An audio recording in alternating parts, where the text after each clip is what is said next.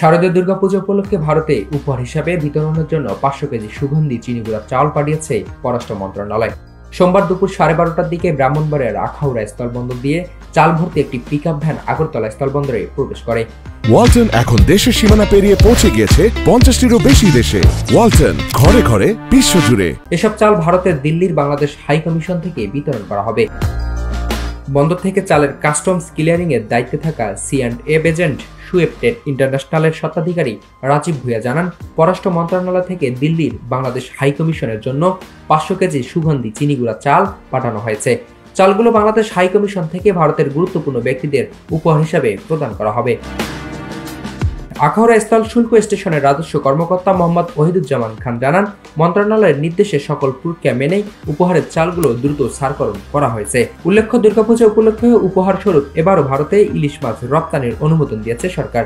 এছাড়া দুই দেশের মধ্যে প্রতি বছর বিভিন্ন পণ্য উপহার হিসাবে বিনিময় হয়ে থাকে।